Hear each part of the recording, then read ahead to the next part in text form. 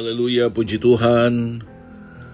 Sahabat yang setia dan yang diberkati Tuhan, pada kesempatan ini sebelum kita akan merenungkan firman Tuhan, saya mau mengajak kita untuk berdoa. Terima kasih Tuhan Yesus buat hari yang baru, buat kesempatan yang indah yang Tuhan beri, dan kami boleh ada sampai hari ini. Kami percaya bahwa Tuhan yang kami sembah adalah Tuhan yang ajaib dan besar. Dan Engkau menyertai seluruh aktivitas kami sepanjang hari ini. Terima kasih Tuhan, kami siap untuk menerima kebenaran firman-Mu dengan hati yang bersih, dengan hati yang murni, karena kami rindu, kami diberkati lewat kebenaran firman-Mu. Dalam nama Yesus kami berdoa. Amin. Haleluya, puji Tuhan. Saudara-saudara dalam kasih Tuhan, pada kesempatan ini saya mengajak kita dalam Mazmur pasal 61 ayat 4. Di sana dikatakan, sungguh engkau telah menjadi tempat perlindunganku, menara yang kuat terhadap musuh. Nah, judul renungan kita adalah Tuhan beserta kita. Jangan menyerah menghadapi masalah. Sekali lagi, Tuhan beserta kita. Jangan menyerah menghadapi masalah. Nah, saudara-saudara, medan peperangan adalah suatu tempat yang sangat tidak enak. Penuh ketegangan, kegentaran, kengerian. Semua orang yang terlibat dalam peperangan pasti dihantui rasa takut. Serasa dikejar-kejar maut. Begitu pula kehidupan orang percaya. Kita semua dihadapkan dengan peperangan setiap hari. Salah satu peperangan adalah peperangan menghadapi masalah dan pergumulan hidup. Meskipun berada dalam situasi yang berat, jangan pernah ada dalam kamus hidup kita kata-kata menyerah dan berhenti berjuang. Nah, saudara-saudara, betapa seringnya kita mencari Tuhan dan berserah kepadanya di saat-saat akhir kehidupan kita menemui jalan buntu. Itu banyak, gitu, saudara. Kalau menghadapi jalan buntu baru dia menyerah. Itu banyak. Nah, setelah segala cara yang telah kita tempuh tak membuahkan hasil dan semuanya berujung kepada kegagalan, tak perlu takut menghadapi peperangan, saudara. Tak usah. Teruslah maju. Ya, karena saat kita berserah penuh kepada Tuhan, kita tidak berperang dan berjuang sendirian. Ada Tuhan yang turut bekerja. Dalam Keluaran pasal 14 ayat 14. Tuhan akan berperang untuk kamu, untuk kita, untuk keluarga kita. Ya. Dan kamu akan diam saja. Diam di sini bukan berarti tidak usah kemana-mana, tidak usah melakukan sesuatu, tetapi kita berusaha mendekatkan diri, menyerahkan dengan iman kepada Tuhan. Ya. Dan maju terus, bergerak maju terus. Jangan terus dihantui dengan rasa ketakutan. Nah, ketika masih menjadi pengembala domba, Daud menghadapi peperangan setiap hari. Ya, karena ia harus menghalau binatang-binatang buas yang mencoba memangsa kawanan domba yang digembalakannya. Untuk itu gembala menggunakan gada dan tongkat. Itulah yang menguatkan iman Daud, bahwa ia punya Tuhan, gembala agung, yang selalu membela dan melindungi dengan gada dan tongkatnya.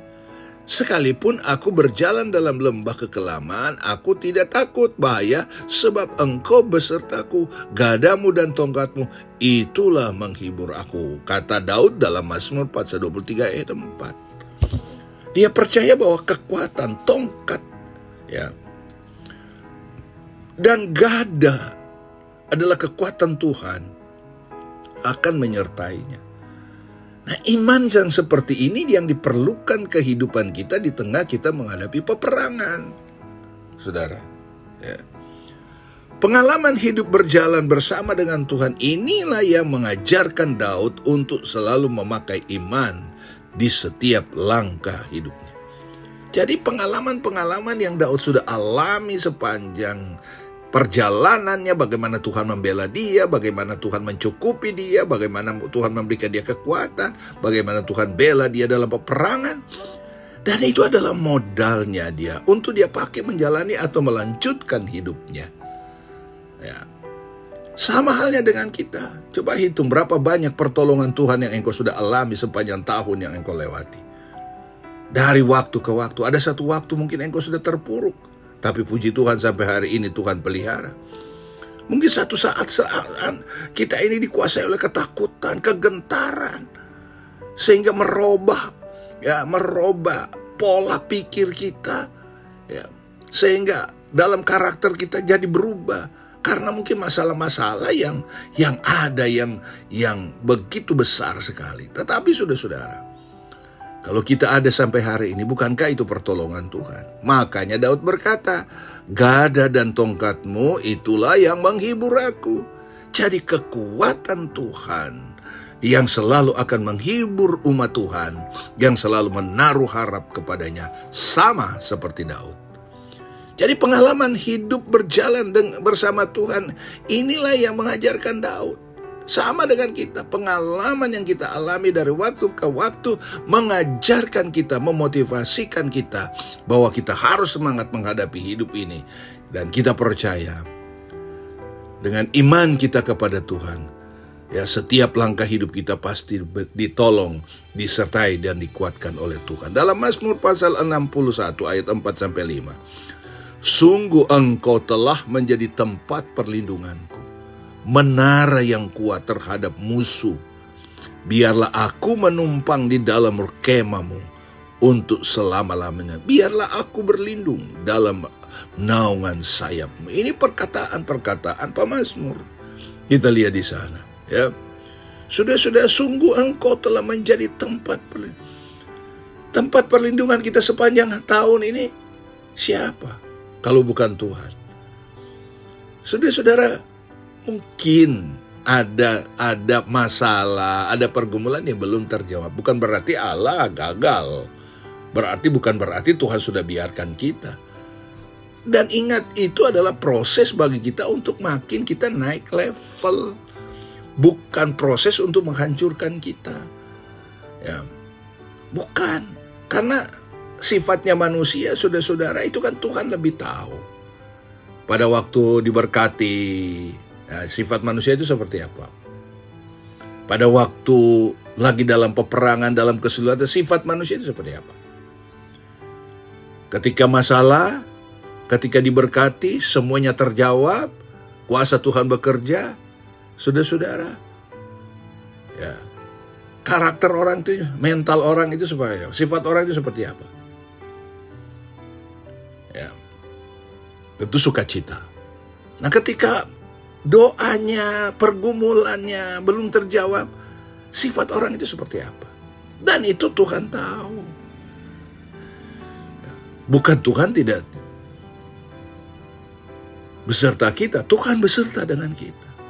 Tapi Tuhan selalu mendidik kita untuk makin matang, makin bertumbuh dalam Tuhan. Sehingga mental kita adalah mental pemenang, mental prajurit yang punya kekuatan yang luar biasa karena ada Tuhan. Nah, saudara dalam kasih Tuhan, itu sebabnya saudara, kita baca di dalam 2 Tawarik pasal 20 ayat 12c. Kami tidak tahu apa yang harus kami lakukan, tetapi mata kami tertuju kepadamu. Haleluya. Ya, saudara, karena Engkau Tuhan El Gibor, Tuhan yang perkasa, yang menyertai langkah kami. Tuhan kita adalah Tuhan yang perkasa, yang setiap saat menyertai langkah kita, menyertai peperangan iman kita. Itu sebabnya saya percaya dengan iman, Tuhan beserta kita. Jangan pernah menyerah. Maju terus, semangat terus. untuk kemuliaan Tuhan. Nama Tuhan dipermuliakan.